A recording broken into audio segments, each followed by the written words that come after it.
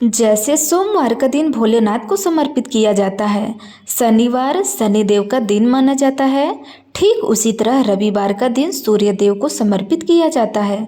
और ज्योतिष शास्त्र के अनुसार सूर्यदेव को 9 ग्रहों में राजा माना गया है। कहते हैं सूर्यदेव की साधना आराधना करने से कुंडली के सभी दोष दूर हो जाते हैं। कुंडली में सूर्य मजबूत अवस्था में हो तो समाज में व्यक्ति को खूब मान सम्मान मिलता है और सुख समृद्धि की भी वृद्धि होती है। इसलिए सूर्यदेव की पूजा के साथ साथ रविवार के दिन इस कथा को पढ़ने का भी बहुत महत्व होता है।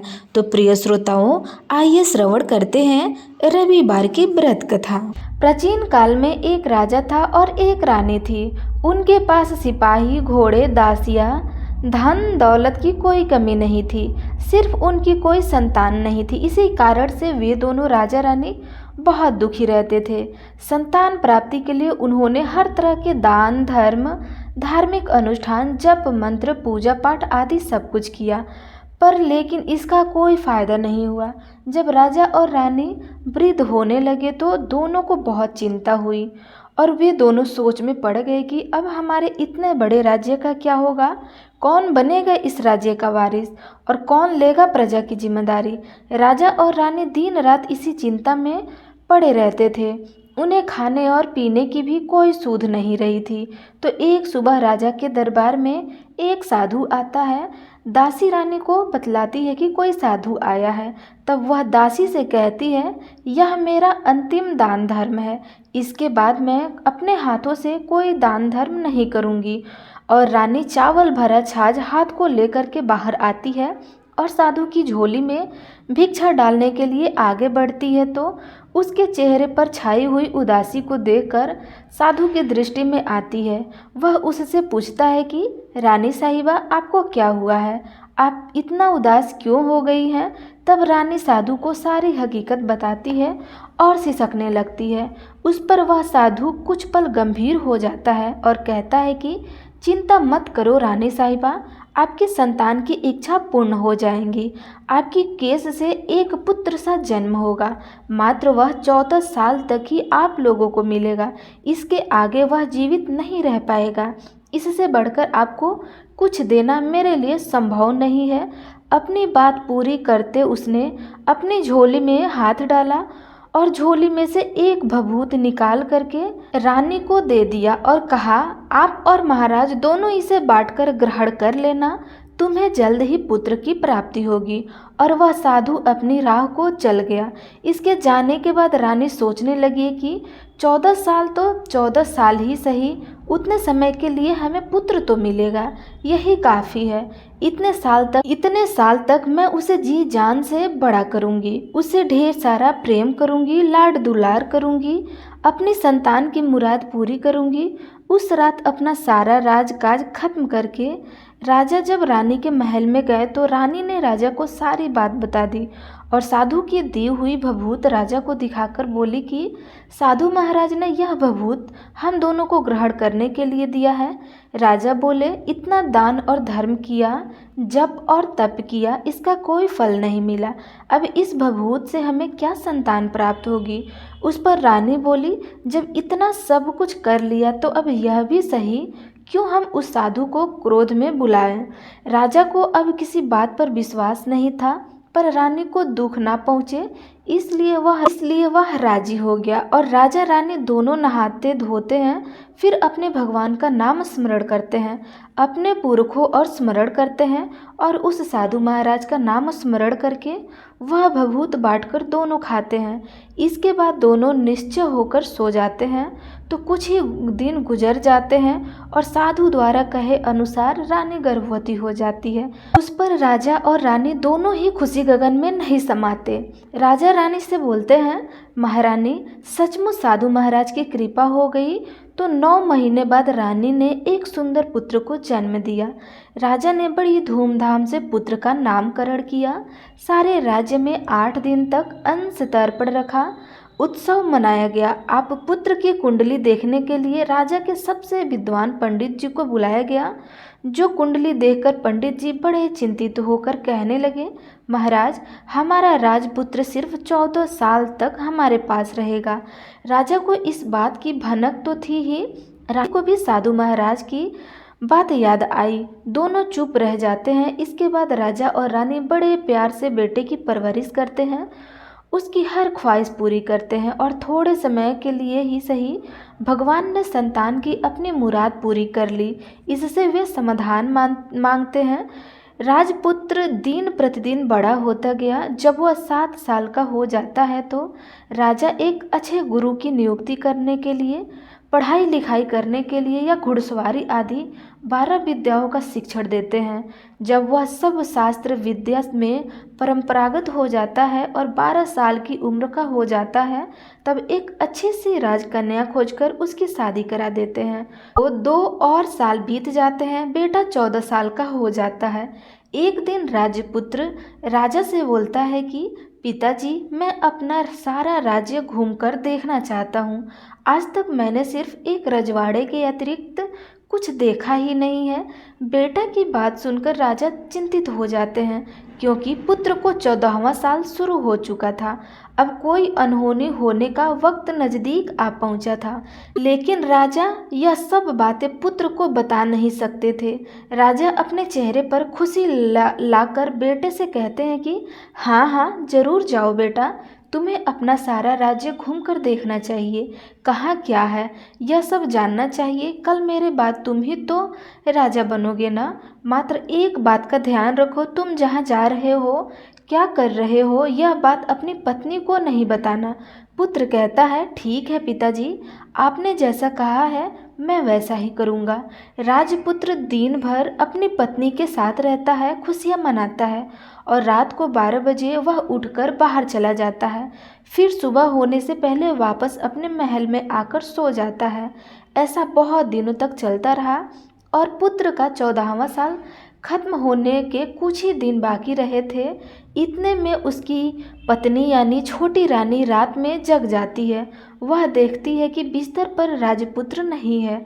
वह महल में सब जगह देखती है तो राजपुत्र कहीं नजर नहीं आते हैं। वह क्या करती है, किसे कहती है, वह चुपचाप रहती है। फिर वह सुबह होने पर देखती है कि उसका पति अपने जगह सोया हुआ है। वह पति से कुछ नहीं पूछती है, लेकिन दूसरी रात भी जब वैसा ही होता है, तीसरी और चौथी रात और कुछ दिनों तक ऐसा ही चलता रहा। तब रानी बहुत चिंतित हो गई।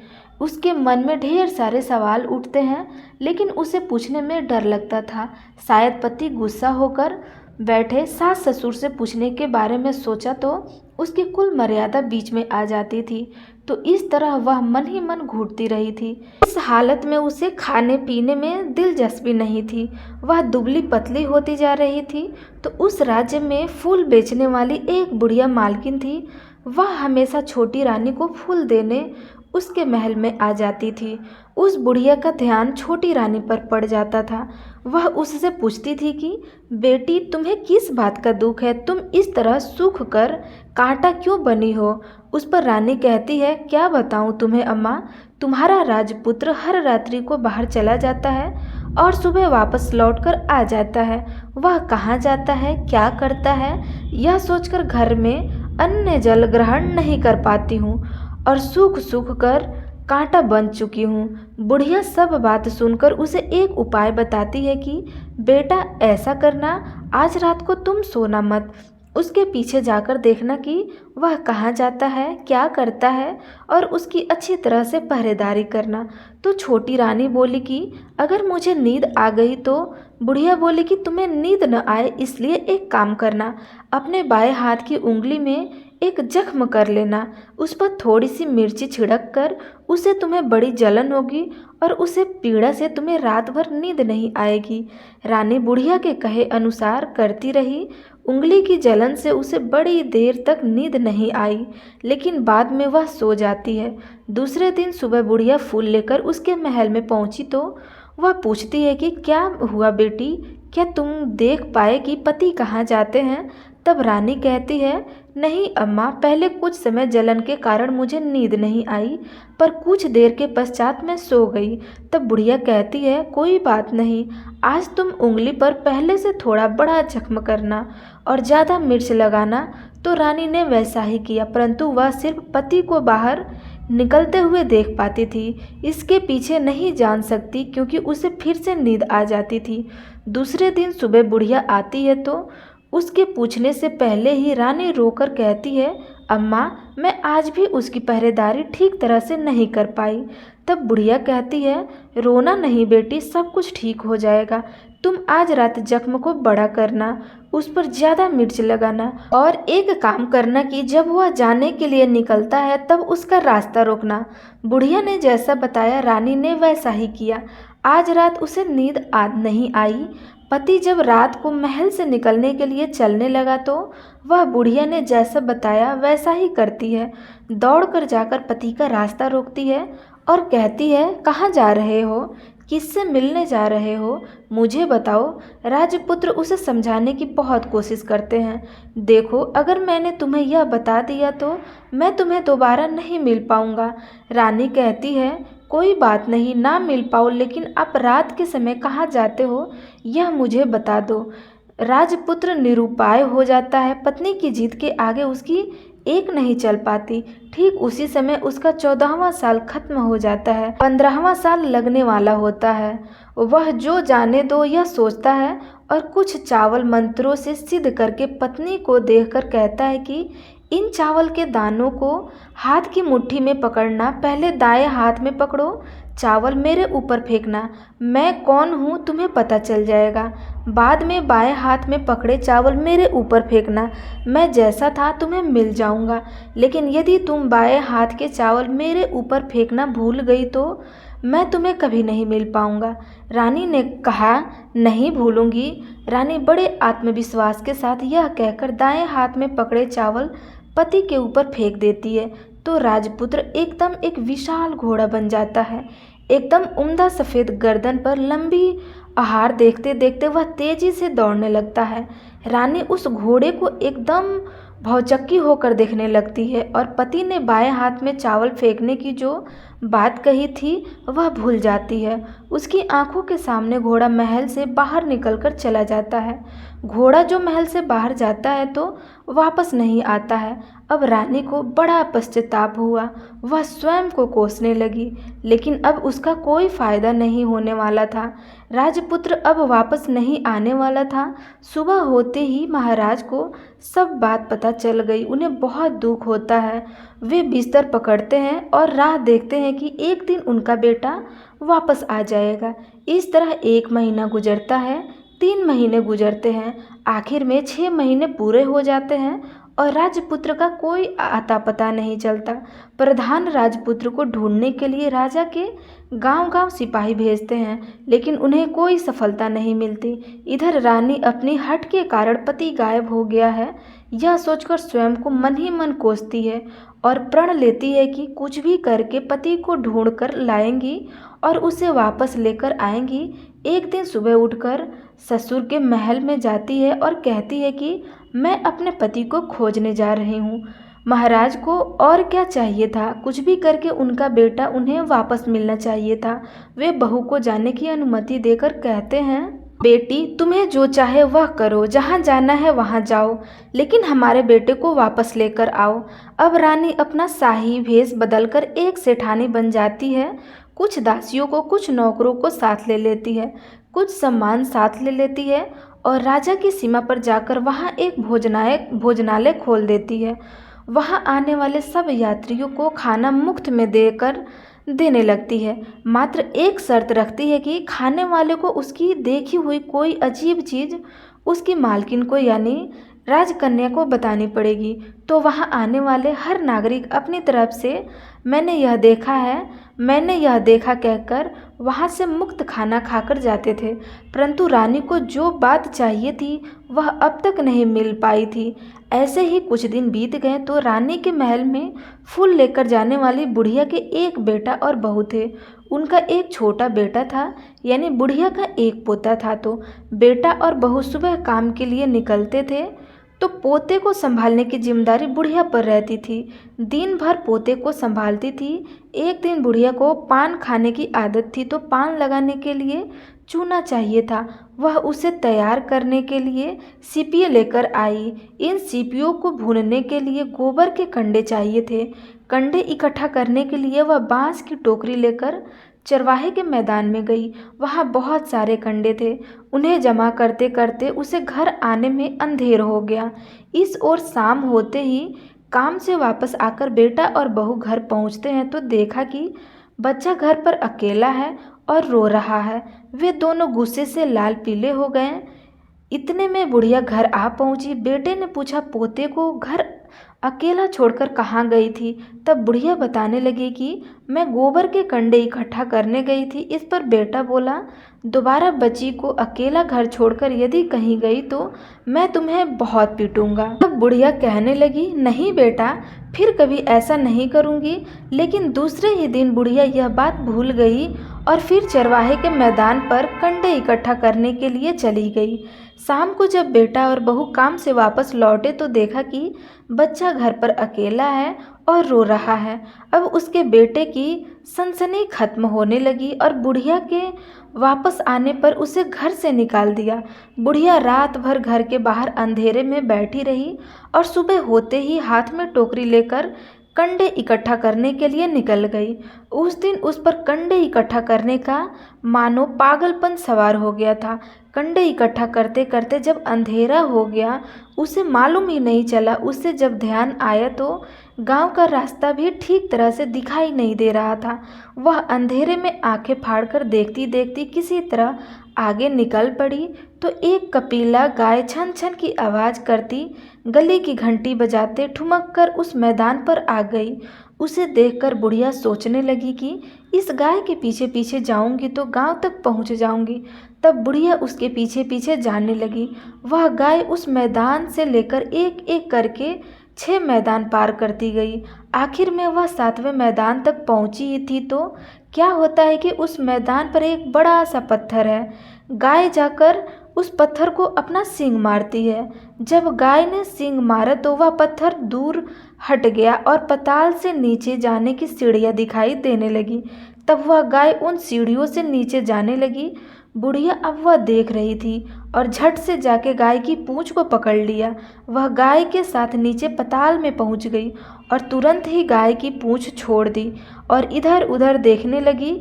उसने देखा कि वहाँ दीप और दिए जलते हैं और तेज रोशनी गाय के ऊपर पड़ती है और वहाँ उद्भट घटनाएं घटने लगती है। गाय के नीचे जाते ही उसके गले में अपने आप साल पड़ गई और छम छम करके कोई दूध आड़ी में गाय का दूध दूहने लगा। लेकिन जो भी कोई वह कर रहा था वह मात्र दिखाई नहीं दे रहा था। बुढ़िया बहुत घबरा गई, कहाँ आकर फंस गई यह सोचने लगी और यहाँ वहाँ छिपने के लिए जगह ढूंढने लगी। लेकिन उसे कहीं भी जगह नहीं मिला। हर जगह उजाला ही उजाला था। वह एक कोने में खड़ी हो गई और कुछ सामने हो रहा था उसे चुपचाप देखने लगी। उसने देखा कि वहाँ एक उम्दा सफ़ेद घोड़ा और 2 कुंडे थे। उसमें से एक कुंड में उस घोड़े ने छलांग लगाई और ऊपर आ गया और उस घोड़े को अब राजपुत्र का रूप प्राप्त हो गया। उसने दूसरे कुंड के पानी में स्नान किया। वहाँ रखे एक नए कपड़े पहने और नज़दीक की एक सुंदर पलंग था उस पर आकर बैठ गया। उसके सामने अपने आप 5 पकवान की थाली आ गई, दूध की एक प्याली भी आ गई, 5 सुपारी आ गई। उसके सामने एक दिया जलता रहा और राजपुत्र ने खाना खा लिया, पानी पी लिया, 5 सुपारी खाई और बिस्तर पर लेट जाने से पहले सूर्यदेव का स्मरण करके सामने जलते हुए दिए से पूछा, हे दीपंकर, मेरे माता पिता क्या कर रहे हैं? दिया बताने लगा, वो तो बेटे के शोक में डूबे हैं। राजपाट कौन संभालेगा? तो उसने बोला कि राज्य प्रधान संभालेंगे। उसने पूछा कि मेरी पत्नी क्या कर रही है? तो दिए ने बोला कि उसने चौराहे पर भोजनालय शुरू कर दिया है और आते जाते लोगों से वह नई खबर के बारे में पूछती रहती है। दिए के यूँ कहते ही राजपुत्र कहने लगा कि ठीक है, उसके बाद वह सो गया। बुढ़िया कोने में खड़ी हुई सब देख रही थी। ऐसी अद्भुत घटना उसने जिंदगी में पहली बार देखी थी। उसके अंदर ही अंदर चिलबुलाहट होने लगी। वह अपनी भूख प्यास भूल गई और आगे क्या होता है कि उसे उत्सुकता से देखने लगी। लेकिन उसके बाद और कुछ घटनाएं नहीं घटती। रात गुजर गई और सुबह हो गई। पलंग पर सोया हुआ राजपुत्र उठा और फिर से पहले वाले कुंड में छलांग लगाई और वह फिर से घोड़ा बनकर कुंड से बाहर आ गया। वह तेजी से उस पताल नगरी के बाहर निकल गया, लेकिन वह कहाँ गया बुढ़िया को कुछ पता नहीं चला। इसके बाद पिछली रात की तरह कोई उस गाय को छम छम करके दूध दूहने लगा। जैसे ही दूध दूहने खत्म हुआ, उसके गले की साल अपने आप खुल गई और वह गाय तेजी से ऊपर जाने लगी, सीढ़ियों की ओर भागने लगी। गाय को दौड़ता देख बुढ़िया सोचने लगी कि अब गाय के साथ यहाँ से ऊपर जाना की समझदारी करती हूँ, नहीं तो कोई मुसीबत आकर उसके ऊपर टपक जाएगी। झट से उसके गाय की पूंछ पकड़ ली और गाय के साथ ऊपर आ गई। गाय जब मैदान में पहुंची तो उस सुरंग का रास्ता अपने आप बंद हो गया और उसके मुंह पर एक बड़ा सा पत्थर पहले की तरह खड़ा हो गया। ऊपर आकर वह गाय जंगल की ओर निकल गई। इधर बुढ़िया एक कदम बावली हो गई थी। उसने पताल नगरी में जो कुछ देखा वह जल्द से जल्द किसी को बताने के लिए उतावली हो गई थी। उसे एकदम याद आया कि नगर की सीमा पर कोई औरत भोजनालय चलाती है और नई बात बताने वाले को अच्छा खाना पीना मुफ्त में देती है। वह सोचने लगी कि क्यों न मैं उसे बात कहूँ, उस औरत को जाकर बताऊँ। यदि उसे यह बात पसंद आई तो बाकी जीवन खाने पीने की झंझट से मुक्ति मिल जाएगी। तब बुढ़िया ने मन में तय किया और तुरंत उस भोजनालय के द्वार पर टंगी नगाड़े के सामने खड़ी हो गई और जोर जोर से नगाड़ा बजाकर शुरू कर दिया। नगाड़े का इस तरह शोर सुनकर मालकिन यानी छोटी रानी मन में प्रसन्न हो गई कि शायद कोई बड़ी बात लेकर यहाँ आया हुआ है।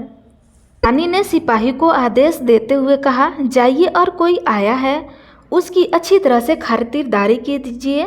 आदेश पाते ही सिपाही नीचे दौड़ गए तो एक बुढ़िया नगाड़ा बजा रही थी। उसने पूछा, क्यों नहीं बुढ़िया, क्या हुआ, क्यों नगाड़ा बजा रही हो? मुझे बोली, कुछ नहीं बेटा, यह खाना मिलता है ना, इसलिए आई हूँ। खाना चाहिए? मिलेगा, लेकिन तुझे कोई नई बात बतानी पड़ेगी। हाँ बताऊंगी, एक बात मालूम है मुझे। इस पर सिपाही उसे अंदर लेकर गए।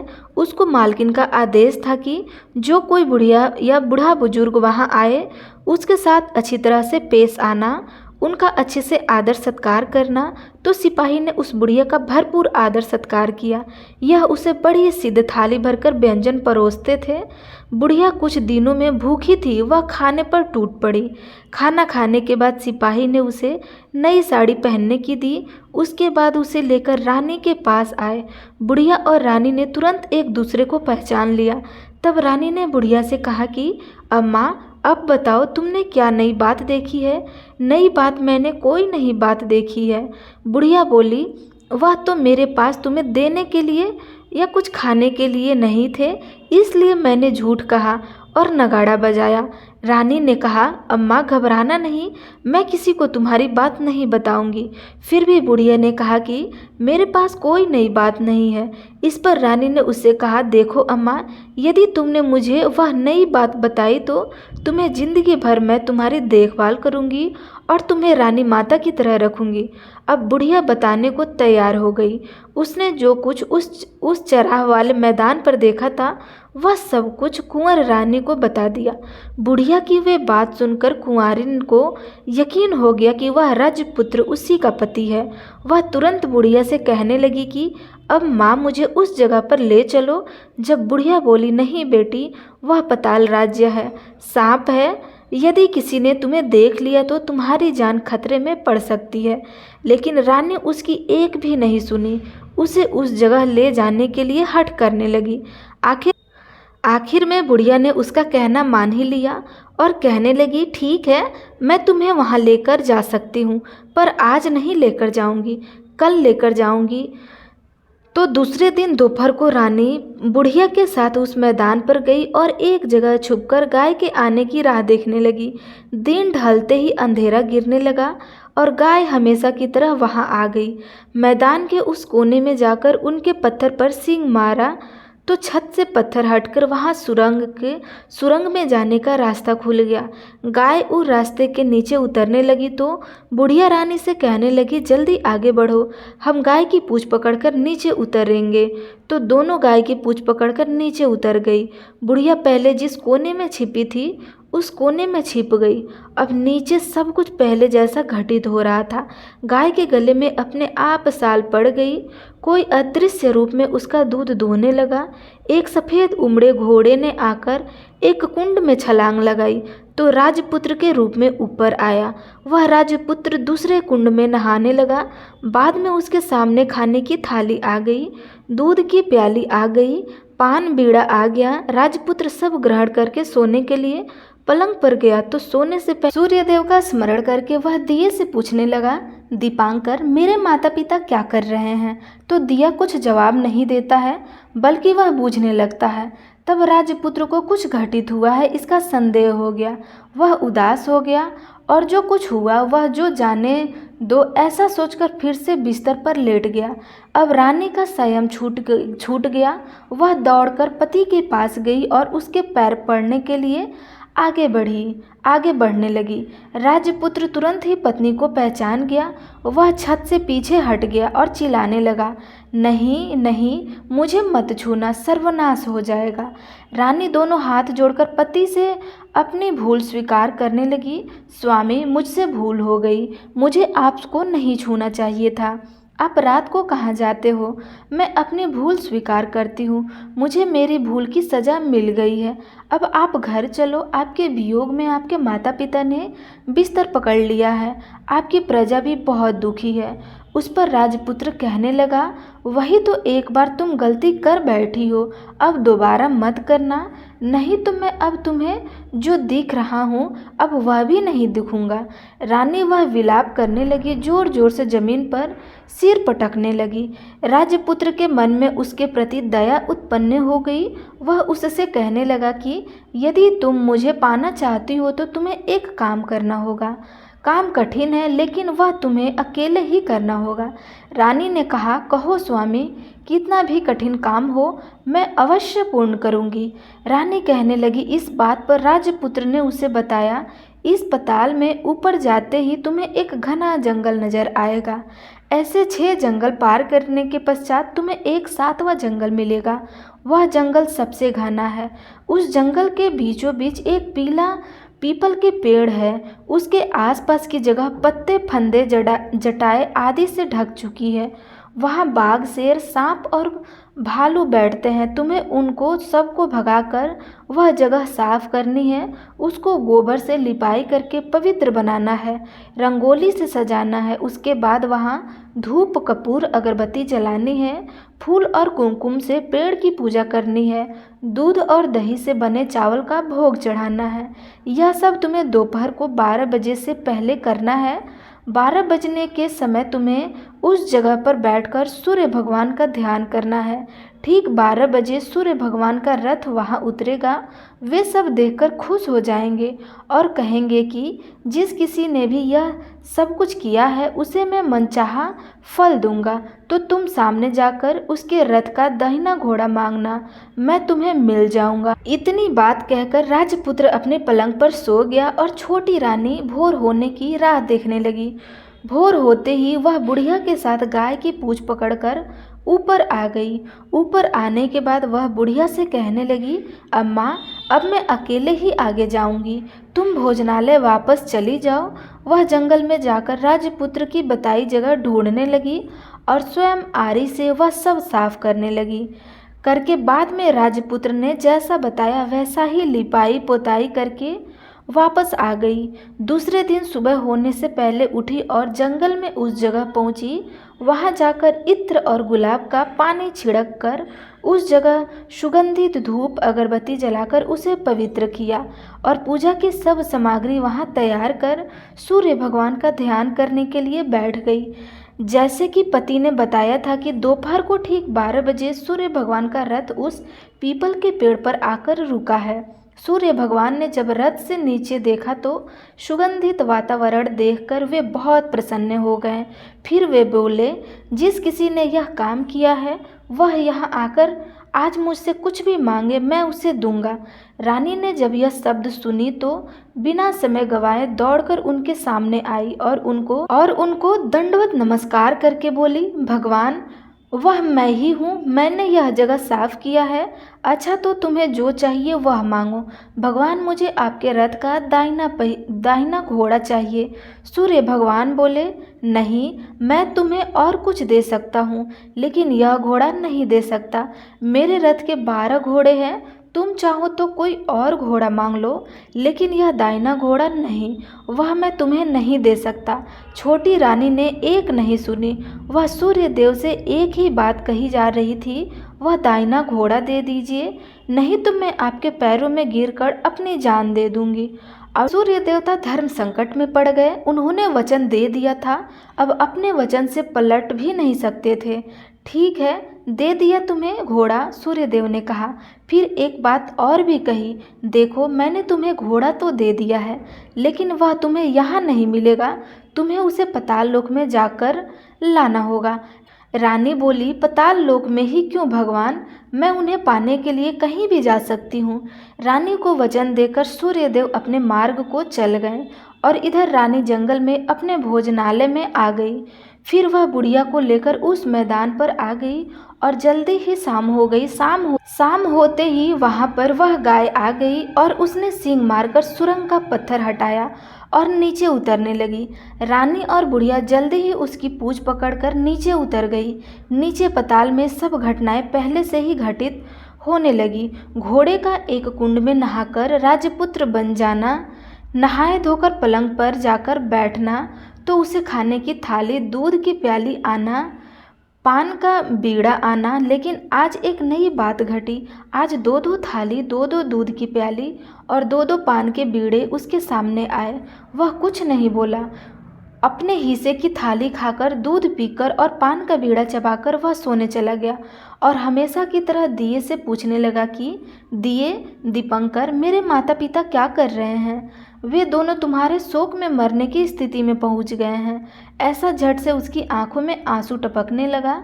फिर वह पूछने लगा कि दिए, दीपंकर, मेरा राज्य में कौन चला रहा है? तुम्हारा राज्य प्रधान चला रहा है और वह सब कुछ हड़प चुका है। वह प्रजा पर बहुत अत्याचार कर रहा है। यह सुनकर राजपुत्र को बहुत गुस्सा आया। वह गुस्से से अपनी मुट्ठी भेजने लगा। वह पूछने लगा कि दिए, दीपंकर, मेरी पत्नी क्या कर रही है? अब दिया कुछ बोल नहीं पा रहा और चुप रहा। अब रानी का संयम जवाब दे गया। वह दौड़कर पति के गले लग गई। अब मैं तुम्हें मिल गया। राजपुत्र कहने लगा, सच कहते हो, अब आप फिर से घोड़ा तो नहीं बनोगे ना? नहीं, दोबारा घोड़ा नहीं बनूंगा। तुमने जो इतने सारे कष्ट उठाए हैं मुझे पाने के लिए, इसलिए सूर्यदेव ने मुझे सदा के लिए घोड़े के जन्म से मुक्त कर दिया है। राजपुत्र ने बड़े प्यार से कहा और उसे गले लगाया। उसके आंसू पोंछे और कुछ देर के पश्चात सुबह हो गई तो गाय की श्रृंखला टूटकर वह ऊपर भूलोक जाने के लिए। तब रानी, राजपुत्र और बुढ़िया उसकी पूंछ पकड़कर ऊपर आ गए। ऊपर आने पर वे सीधे भोजनालय में पहुँचे। वहाँ का सब सम्मान लोगों में बांट दिया और उन पर ताला लगाकर अपने राज्य में लौट गए। राजपुत्र वापस आता और उसके तेवर देखकर प्रधान घबरा जाता है। राजपुत्र ने उसे बंदी बनाकर कैद खाने में डाल दिया और राज्य की बागडोर अपने हाथों में ले लिया। इसके बाद वह अपने माता पिता को मिलने उसके महल में गया। तब राजपुत्र क्या देखता है कि उसके माता पिता उसके शोक में अस्थिया पंजर बने हुए हैं। पुत्र को वापस आया देखकर मरड़ासन राजा रानी की आंखें से टप टप आंसू बहने लगे। इन दोनों ने पुत्र को गले लगा लिया, उसे प्यार से सहलाया और इतना होने के बाद उसकी सेहत में एकदम सुधार आने लगा। वे अब बिस्तर से उठकर बैठ गए, पुत्र को आशीर्वाद देने लगे। राजा पुत्र के आने की खबर तुरंत ही राज्य में फैल गई। प्रजा खुशी से फूल नहीं समाई। प्रजाजन राजमहल के सामने इकट्ठा हो गए। राजपुत्र ने भी उन्हें दर्शन दिए और आज से उन्हें कोई दुख नहीं पहुंचाएगा, ऐसा वचन भी दिया। अब राजा अपने पुत्र का राज्य अभिषेक करके उसे सिंहासन पर बिठा दिया और बहू को महारानी का दर्जा दे दिया और स्वयं अपने पति के साथ ईश्वर के स्मरण करते खुशी से दिन बिताते गए। महाराज बन गया। राजपुत्र अपनी तरह से राज्य चलाने लगा और पति पत्नी अपने सुख शांति से जीवन व्यतीत करने लगे। उस बुढ़िया को रानी ने अपने ही पास रख लिया और उनकी अच्छी तरह से देखभाल करने लगी। बुढ़िया और उसके बुढ़ापे के दिन खुशी से गुजरने लगे।